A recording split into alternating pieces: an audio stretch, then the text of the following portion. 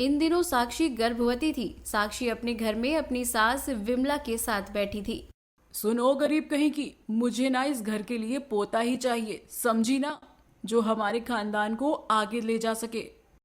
माँ जी, अगर लड़की हुई तो तुझे और तेरे बच्चे दोनों को इस घर से धक्के मार कर बाहर निकाल दूंगी मैं। इतना कहकर विमला अपने कमरे में चली जाती है। बाप रे, अब क्या करूं? साक्षी इस समय 7 महीने की गर्भवती थी। वो अपने पति राहुल, सास ससुर विमला, दिनेश और ननंद पायल के साथ एक बड़े से घर में रहती है। साक्षी और राहुल की शादी 1 साल पहले ही हुई थी। साक्षी राहुल के चाचा की बेटी थी। साक्षी के पिता की मरती जुबान का मान रखते हुए और गांव वालों के सामने अपनी इज्जत बनाने के लिए राहुल के अमीर माता पिता ने गरीब साक्षी की शादी राहुल से करवा दी थी, जबकि कोई भी इस रिश्ते से खुश नहीं था। पर गांव वालों के सामने साक्षी के मरते पिता कुलदीप को जुबान देने की वजह से मजबूरन उन्हें साक्षी की शादी राहुल से करवानी पड़ी।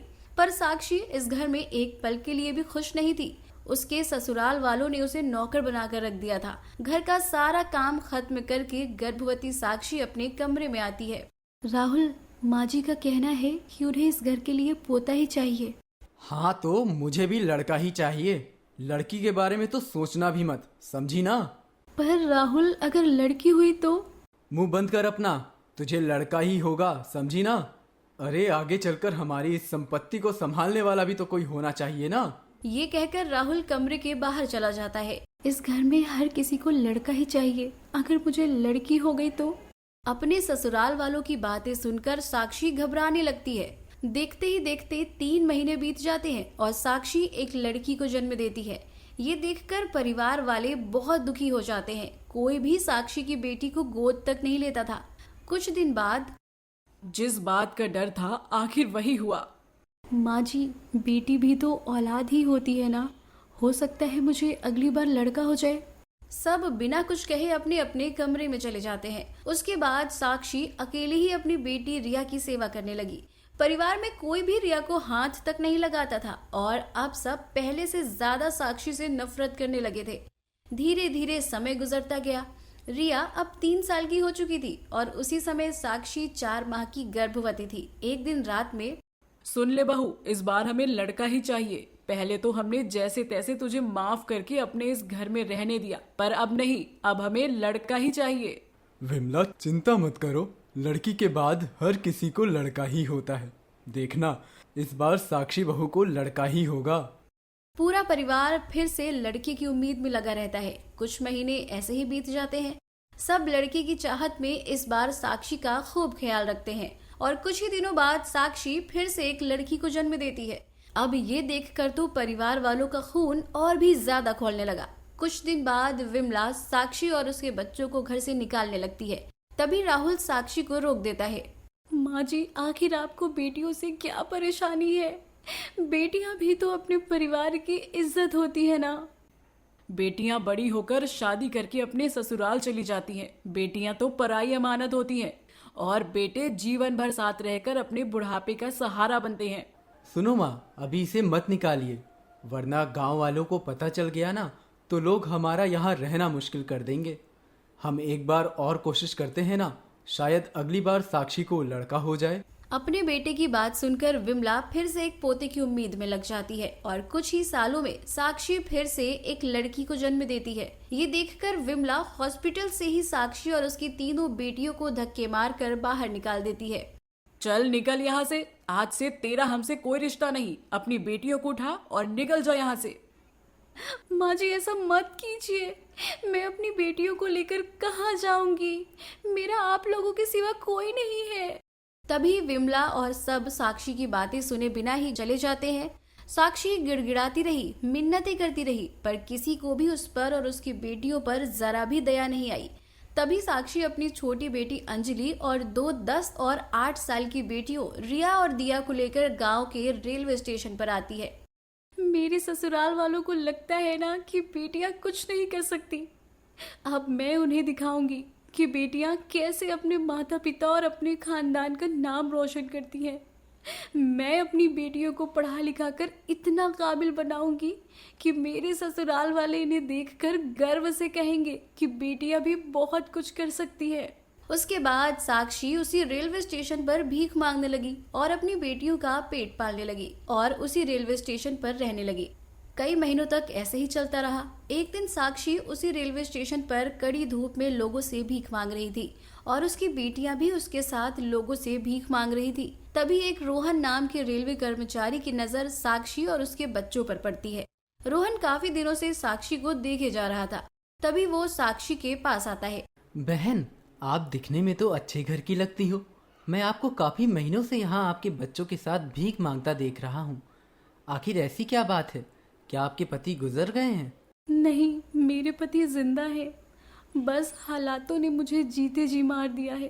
तभी साक्षी रोहन को रोते रोते अपने जीवन के सारे दुखों के बारे में बताती है। साक्षी के जीवन के दर्दनाक दुख सुनकर रोहन की आंखें भर आती हैं। जो मेरे साथ हुआ मैं वो अपनी बेटियों के साथ कभी नहीं होने दूंगी। मैं अपने आप को मिटा दूंगी, पर अपनी बेटियों को पढ़ा लिखा कर इन्हें कामयाब बनाकर दिखाऊंगी।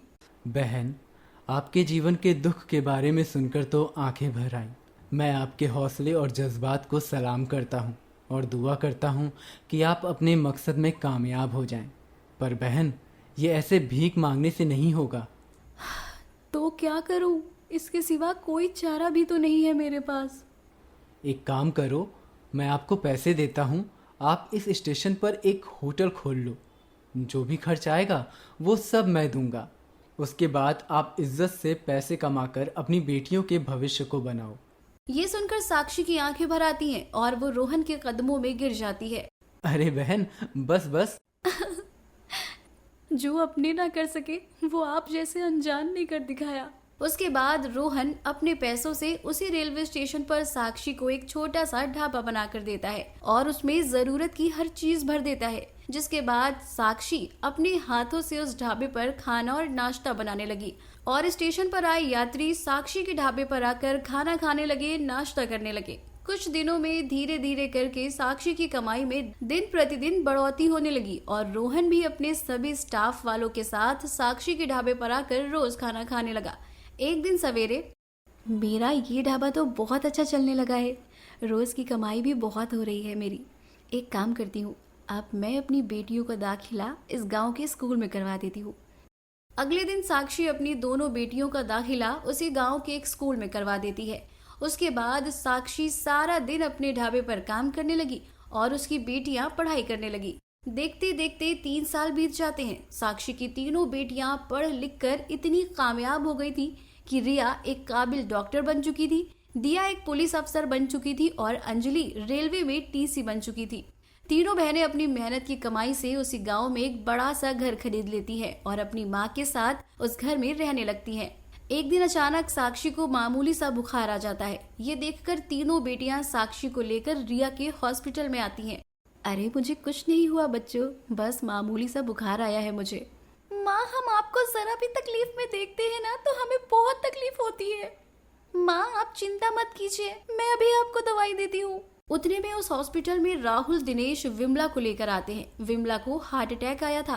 तभी सब राहुल को डॉक्टर रिया की बात कहते हैं। राहुल और दिनेश पूरे हॉस्पिटल में डॉक्टर रिया को तलाश करने लगते हैं। तभी वो जैसे ही डॉक्टर रिया के पास आते हैं, साक्षी को देखकर दिनेश और राहुल के होश उड़ जाते हैं। साक्षी, तुम? राहुल, आप सब यहाँ? सब ठीक तो है ना?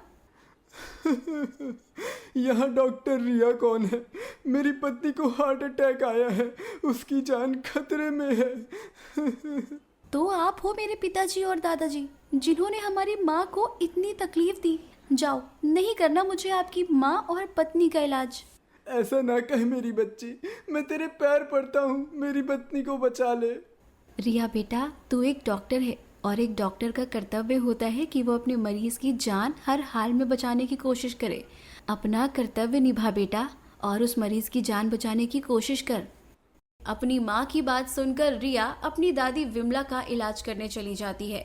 थोड़े समय बाद विमला ठीक हो जाती है। तभी विमला, दिनेश और राहुल साक्षी और उसकी तीनों बेटियों के बारे में जानकर बहुत हैरान हो जाते हैं और तीनों बेटियों के साथ साक्षी को भी लेकर अपने घर चले आते हैं।